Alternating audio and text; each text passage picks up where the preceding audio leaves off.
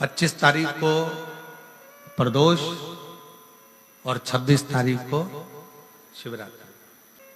प्रदोष के पर्यांत की, प्रदोष के बाद की बिल्कुल लगी हुई पीठ से जो शिवरात्रि होती है, वो शिवरात्रि अगर उस शिवरात्रि का व्रत, साधना, तप, भजन, संसार का मनुष्य कर लेता है तो जिंदगी में उसने कोई व्रत किए ना किए हो, अगर एक व्रत शिवरात्रि का, प्रदोष की पीठ से लगी हुई शिवरात्रि का अगर कर लेता है तो उसको पूरे जीवन के व्रत का पुण्य फल प्राप्त हो। आपने कितनी भी एकादशी के व्रत करे हो, कितनी भी द्वादशी के व्रत करे हो, कितनी भी चतुर्थी व्रत करे हो, कितनी भी तीज व्रत करे हो, कितनी भी अष्टमी का व्रत करा हो, कितनी भी नवरात्रे के व्रत करा हो, कितनी भी तीज का व्रत करा हो, चाहे दुनिया के कितने भी व्रत आपने करे हो, अगर आपने एक महाशिवरात्रि का व्रत नहीं करा तो कोई व्रत का पुण्य फल आपके खाते के अंतर्गत आ नहीं पाता।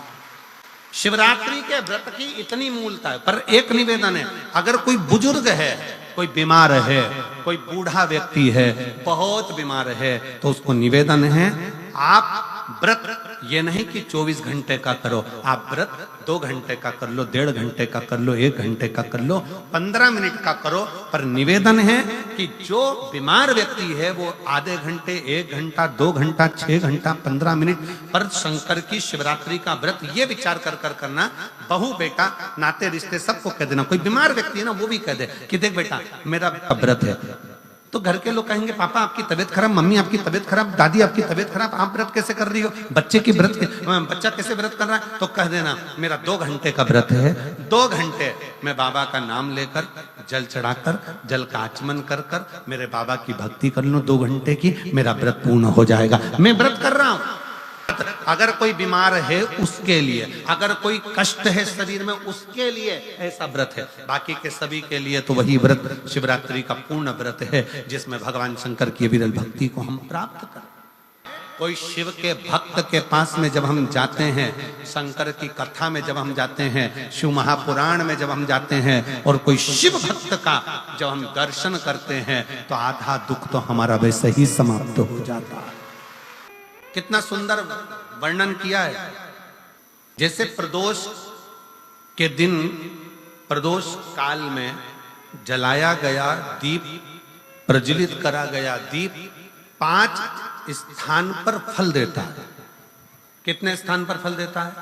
5 स्थान पर। अपना प्रदोष के दिन, प्रदोष काल में लगाया गया दीपक 5 स्थान पर फल देता है। पहला स्थान, अगर हमको या हमारे परिवार में किसी को काल सर्प दोष है तो हमारा प्रदोष का लगाया गया दीपक कहीं पूजन मत कराओ, वो दीप जलाने से ही काल सर्प दोष समाप्त होता चले जाता है। दूसरा स्थान, पितृदोष।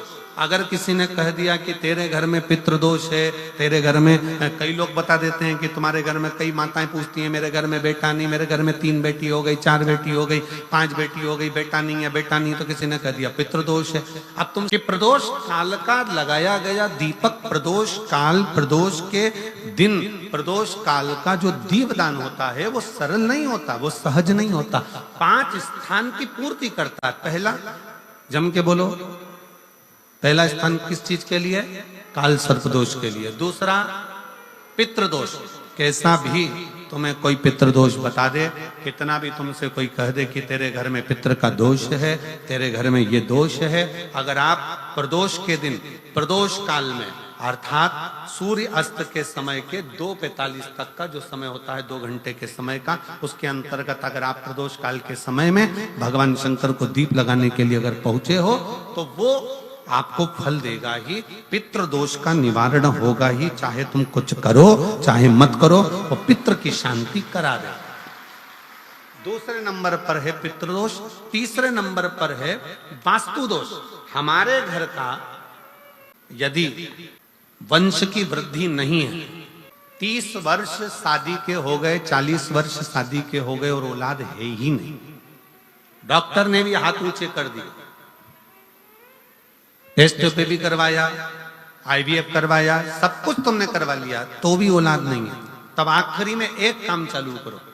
प्रदोष का दिन दोनों पति पत्नी व्रत चालू कर दो प्रदोष का, और प्रदोष काल में शाम के समय जाकर एक ही दिए में 2 लंबी बाती जानते हो ना, रुई की लंबी कपास की बाती 2, और दोनों बाती एक ही दिए में रखकर पति पत्नी दोनों उसको प्रज्वलित करना प्रारंभ करें, बाबा संतान देकर ही रहेगा। दीप की जो बाती में अंतर आ जाता है, एक गोल बाती में और लंबी बाती में अंतर आता है, बहुत अंतर आता है। पितरों के लिए गोल बाती का प्रयोग बहुत कम होता है महाराज। देवी जी के लिए, माता रानी के लिए, जगत जननी के लिए गोल बाती का प्रयोग बहुत कम होता है महाराज, ध्यान रखिएगा। एक पितर के लिए, एक जगत जननी जगदम्बा दुर्गा भवानी के लिए गोल बाती का प्रयोग कम होता है, लंबी बाती का प्रयोग ज्यादा होता है। क्यों? क्योंकि हमारे घर की कुल देवी और हमारे घर के पितर हमारे वंश की वृद्धि करें, इसलिए लंबी बाती रखी जाती है, जिससे हमारा वंश बहुत लंबा चले, बहुत उन्नति की ओर बढ़े, इसलिए लंबी बाती का प्रयोग किया। शिव महापुराण की कथा कहती है 5 जगह पर हमारा जलाया गया एक दीप जो प्रदोष के दिन प्रदोष काल में लगाया जाता है, 5 जगह पर भारी पड़ता है। पहले नंबर पर जम के बोलते जाओ, काल सर्प दोष। दूसरे नंबर पर पितृदोष। तीसरे नंबर पर घर का वास्तु दोष। हमारे घर में कितना भी वास्तु दोष है, कोई ने कह दिया यहाँ बाथरूम नहीं बनना थी, यहाँ पर शौचालय नहीं बनना था, यहाँ सीढ़ी नहीं बनना थी, वो सीढ़ी वहां बनना थी, ये सीढ़ी वहां बनना थी। तुम पूरा घर तोड़वा के देख लो, उसके बाद में जैसा वास्तु वाले हैं वैसा करा कर देख लो, उसके बाद भी तुमको शांति नहीं मिले तो समझ लेना कि तुम्हारे घर में अब वास्तु दोष तो तुमने दिखाकर समाप्त कर लिया, फिर भी वो समाप्त नहीं हो रहा, तो प्रदोष काल का लगाया गया प्रदोष के समय का दिया आखिरी में वास्तु दोष को भी समाप्त कर देता है और उसमें भी फल प्रदान करता है। काल सर्प दोष, पितृदोष, वास्तु दोष। चौथे नंबर पर 1 रुपया कमाया, 1.25 रुपये खर्च हुआ, पैसा आया गया। ये चौथे नंबर का व्यापार में थोड़े दिन दुकान अच्छी चली, थोड़े दिन बैठ गए, थोड़े दिन काम चला, थोड़े दिन बैठ गए, गाड़ी चली थोड़े दिन फिर बैठ गए, अर्थात हमारी फैक्ट्री थोड़े दिन चली फिर बैठ गए, कहीं ना कहीं तकलीफ, थोड़े दिन खाते थोड़े दिन रोते वाला चल रहा है। तो प्रदोष काल का, प्रदोष के समय का दिया इस दुख को समाप्त कर कर रेगुलर एक जैसी सांझी, एक जैसी लक्ष्मी की वृद्धि करते चले गए, प्रदोष काल का। और 5वें नंबर का प्रदोष काल का दिया, प्रदोष समय का दिया 5वें नंबर पर रोग का निवारण का। ये 5 स्थान जो बताए गए हैं प्रदोष काल के दिन, प्रदोष के दिन दीप प्रज्वलन के। प्रदोष व्रत का हम वर्णन करते हैं, जिस प्रदोष के दिन का आपको बधाई कल हमने दी थी कि प्रदोष की आपको बधाई हो। प्रदोष शाम का जो समय होता है, प्रदोष काल जो होता है, उसका वर्णन जब हम करते हैं, ये प्रदोष की पूजन का विधान किसने बनाया, ये प्रदोष की पूजन का नियम किसने बनाया, ये प्रदोष की संध्या काल का, प्रदोष के समय का पूजन का विधान कौन बनाया, ये प्रदोष के समय पर एक बेलपत्र चढ़ाने का विधान किसने बनाया, प्रदोष के समय पर एक समीपत्र चढ़ने का विधान किसने बनाया। प्रदोष के समय पर अगर मान लो कोई भिखारी से भिखारी व्यक्ति भी है जो ठेला चला रहा है, उसके पास में खाने के लिए कुछ नहीं है, फटे कपड़े पहन रहा है, उसकी जिंदगी में कुछ भी नहीं बचा और कर्जे में लदालूम हो गया, एक चावल का दाना अगर वो प्रदोष के दिन, प्रदोष काल में शाम के समय पर शंकर के शिवलिंग पर चढ़ा देता है तो 3 या 4 प्रदोष में उसका कर्जा चूकना प्रारंभ हो जाता है। प्रदोष का विधान इतना ये प्रदोष का वर्णन करा किसने, इतना प्रदोष की महत्वता बताई किसने, कौन करे इतना वर्णन। अगर प्रदोष की महत्वता बताने वाला कोई है, इसीलिए मेरे शंकर भगवान माता सती को लेकर कुंभज ऋषि के यहाँ, अगस्त ऋषि के यहाँ कथा सुनने के लिए गए थे, क्योंकि उनके बराबर कोई शंकर के महत्व को बता नहीं सकता और प्रदोष के महत्व को नहीं बता सकता। सती मैया को प्रदोष का महत्व बताने के लिए शंकर सती जी को लेकर कुंभज बाबा के यहाँ गए थे, अगस्त ऋषि, कि प्रदोष के महत्व को तो जानो सती तुम, उसका महत्व क्या होता है, प्रदोष काल का महत्व क्या होता है, प्रदोष के समय का महत्व क्या होता है। जिस समय पर सूरज डूब रहा हो,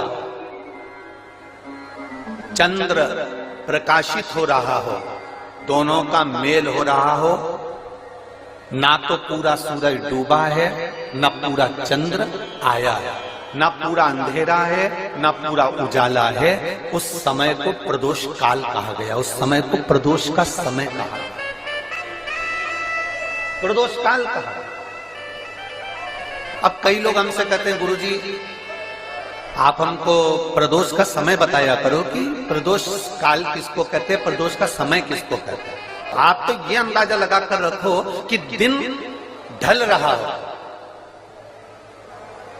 अंधेरा होना शुरू हो रहा हो, सूरज डूब रहा हो, चंद्र प्रकाशित हो रहा हो, अंधेरा अपना काम कर रहा है, सूरज ढलता जा रहा है, दिन कम होते चले जा रहा है और अंधेरा थोड़ा बढ़ते चले जा रहा है। इन दोनों का जो मिलन का समय हो, अब वो कितनी भी बजे, आप तो बस उसके मिलन का समय निकाल लो, वही समय प्रदोष काल कहलाता है, वही समय प्रदोष काल।